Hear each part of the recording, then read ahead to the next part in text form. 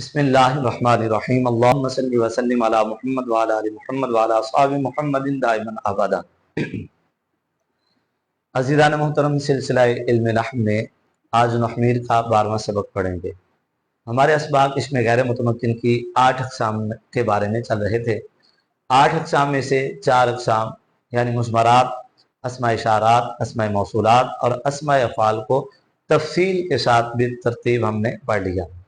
आज के सबक में हम इसमें गैर मुतमक्किन की 5वीं किस्म अस्माए असवात के बारे में बात करेंगे। सबसे पहले अस्माए असवात की तारीफ समाअत फरमा लें। अस्माए असवात की तारीफ 3 तरह से की गई है। नंबर 1, अस्माए असवात वो अस्माए गैर मुतमक्किना हैं जो किसी अम्र आरिस के वक्त इंसान के मुंह से निकलने वाली आवाज़ पर दलालत करें। नंबर 2, अस्माए असवात वो अस्माए गैर मुतमक्किना हैं जो किसी हैवान को बिठाने के लिए, बुलाने के लिए या डांटने के लिए जो आवाज़ दी जाती है उस पर दलालत करें। और तीसरे नंबर पर अस्माए असवात वो अस्माए गैर मुतमक्किना हैं जो हैवान की आवाज़ को नकल करने के लिए इस्तेमाल किए जाते हैं।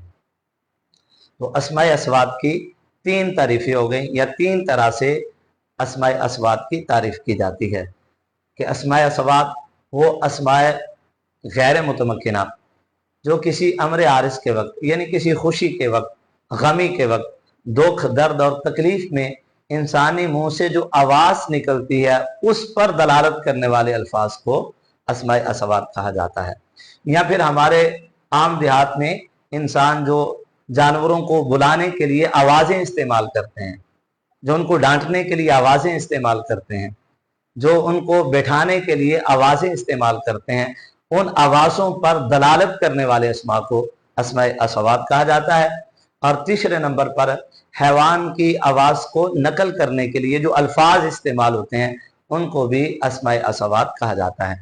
मिसालें समाअत फरमा लें कि देखें, ओह ओह, ये इंसान को जब खांसी लगी हुई हो और दूसरा बंदा किसी दूसरे को बताना चाहे कि फला बंदे को खांसी लगी हुई है और वो खांसी किस तरह की लगी हुई है, तो फिर वो ओह ओह का अरबी में सहारा लेता है कि मैंने फलां को देखा, वो ओह ओह कर रहा था।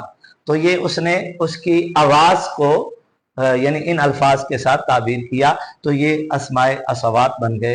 यानी किसी अम्र आरिस के वक्त, तो जाहिर सी बात है खांसी अम्र आरिस है, तो इसके वक्त जो इंसानी मुंह से आवाज़ निकलती है, हमारे यहाँ वो और अल्फाज इस्तेमाल होते हैं लेकिन अरब में उनको ओह ओह के ज़रिए ताबीर किया जाता है। लफ्ज़ ओफ आप जानते हैं, हमारे यहाँ भी किसी नापसंदीदा काम को बंदा देखे या किसी बंदे के साथ नापसंदीदा वाक़या पेश आ जाए तो उसके मुंह से यही निकलता ओफ। तो अरबी में भी नापसंदीदा काम जब किसी के साथ पेश आता या वाक़या को देखता तो वो लफ्ज़ उफ के ज़रिए इसको उफ़िन के ज़रिए ताबीर करता। तो ये लफ्ज़ उफ़िन भी इसमें सौत है। अब ये बख्खा और बखिन दोनों तरह इसको पढ़ सकते हैं। बख्खा ये इंसान को जब कोई खुशी का लम्हा मुयस्सर आता है, कोई बंदा आके खुशी की खबर सुनाता है तो वो उसको कहता है बख्खा बख्खा या बखिन बखिन। तो ये अल्फाज खुशी के वक्त इस्तेमाल होते हैं। अब ये जो अब यहाँ से हमें पता चला कि ये 3 अस्मा ओह ओह, उफ़िन और बखिन या बख्खा, ये पहली तारीफ के एतबार से हैं कि इंसान को कोई अम्र आरिस पेश आता है, इंसान पर कोई अमर आरिस आता है, तो उस वक्त इंसान के मुंह से जो आवाज़ें निकलती हैं उन पर दलालत ये करते हैं कि परेशानी के वक्त उफ़िन निकलता है, खांसी के वक्त ओह ओह निकलता है और खुशी के वक्त बखिन निकलता है।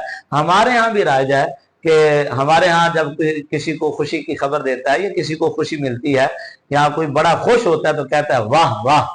तो ये अरबी वाले खुशी के वक्त बखिन बखिन का इस्तेमाल किया करते थे। आगे नखा, ये दूसरी तारीफ के एतबार से है और दूसरी तारीफ के एतबार से ये मिसाल बनेगी। दूसरी तारीफ क्या थी कि हैवान को डांटने के लिए, बुलाने के लिए या फिर उसको बिठाने के लिए जो आवाज़ दी जाती है उस पर दलालत करने वाला इसम भी इसमें सौत कहलाता है। तो अरब में ऊंट को बिठाने के लिए नखा का लफ्ज़ इस्तेमाल करते थे, तो ये इसमें सौत बनेगा। اور اسی طرح حیوان کی آواز کو نقل کرنے والے جو الفاظ ہوتے ہیں جن کے ذریعے حیوان کی آواز کو نقل کیا جاتا ہے ان کو بھی اسماء اصوات کہا جاتا ہے۔ اردو میں بھی بے شمار ہیں حیوانات کی آواز کو نقل کرنے والے جو الفاظ ہیں۔